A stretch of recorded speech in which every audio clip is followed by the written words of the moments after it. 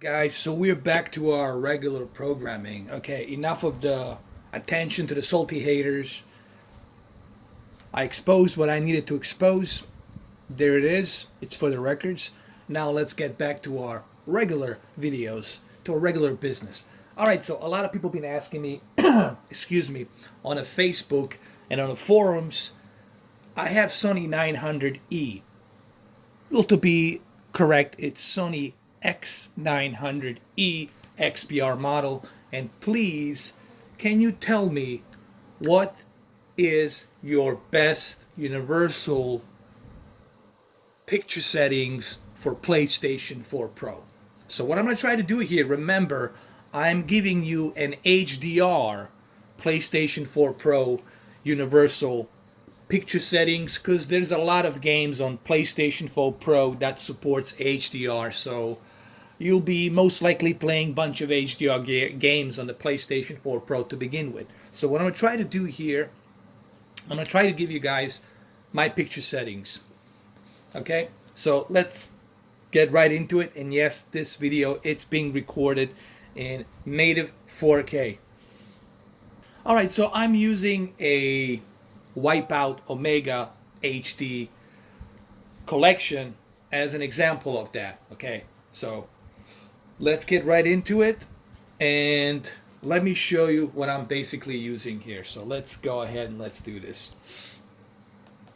First thing first, remember this is an HDR game and you can see HDR right there, right in the right top corner. So as I mentioned in the beginning of this video, these are PlayStation 4 Pro HDR Sony X900e universal picture settings from my own preference. This is not a calibration standard where I'm using an equipment and going by the grayscale, but it's my own preference picture setting, or for the lack of a better term, my own recipe picture settings for PlayStation 4 Pro HDR. Or you can just call them Mr. 4K's recipe picture settings for Sony 900e. So, as you can see, I'm using my own custom mode. I'm not using any other presets. I'm using my own preset because this is my own custom preset that I'm doing here. So, first thing first. Let's go to advanced settings. Let's hit the brightness all the way high. Remember, when you are running an HDR, you have to bring the OLED, not the OLED, I'm sorry. You have to bring the LED backlit. This is, brightness means luminous light, LED backlit light. You have to bring it all the way high so you can squeeze that peak brightness from it, okay? So this has to be all the way maximum. Contrast also has to be all the way high. These are your white digital levels. The white digital levels and LED backlit levels have to be set to high because you're using a 10-bit high dynamic range processing from static metadata. I will do a separate video one of these days to explain how high dynamic range works and the difference between standard dynamic range and high dynamic range, okay? And Dolby Vision. I'll cover that in some other video. Gamma, you never touch gamma. Gamma, it's something that adjusts the balance between your deep dark digital levels and your white digital bright levels. So if you move gamma all the way high, then your digital white bright levels will be all but smoky. It's going to be a bunch of fog. I call it foggy. It's going to be a bunch of fog. If you move your gamma all the way down, then your digital deep dark levels, your digital black levels will be clipping, meaning they will be clipped. So you don't want to do that. You leave gamma at the default 0. Black levels, you want to keep them at 50 because remember, again, we don't want to do any kind of clipping on the digital black levels. So you want to keep that black level at 50. Black adjustments too high, You don't want to do this. Again, you want to avoid making it too foggy, too bright. So you want to keep it at medium. So keep it at medium. Remember, you want to avoid clipping. Advanced contrast enhancer. Since we are using a high dynamic range, you could leave it high, but honestly, you already have your contrast. You already got your digital levels high, white digital levels high, so you can keep this down. You can keep this to a medium. Keep this to a medium. Auto local dimming, this is something you should keep all the way high because you're trying to stop any kind of bleeding light that might be occurring from the LED backlit. So you want to keep the local dimming zone set to high. And extended dynamic range, this is something that's part of X1 processing chip.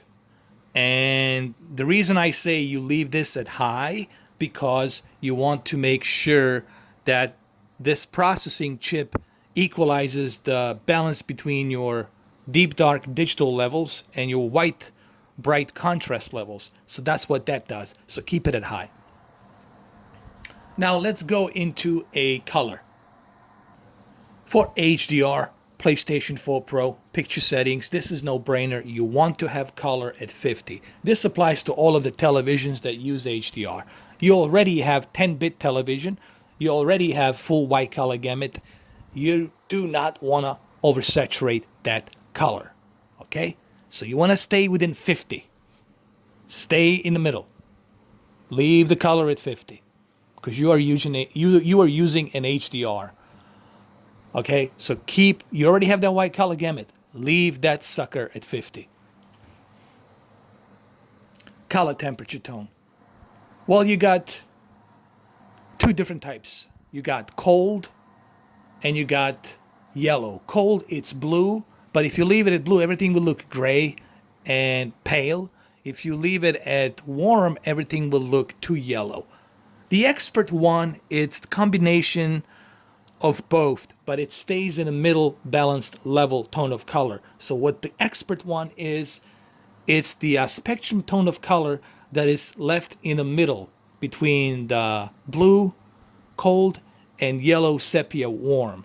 So I would suggest you leave it at expert 1. Live color, it's something that's part of the X1 processing chip. What it basically does, it brightens out that color. Since we're using the HDR, this is something you can take advantage of. You can brighten up that color for the HDR.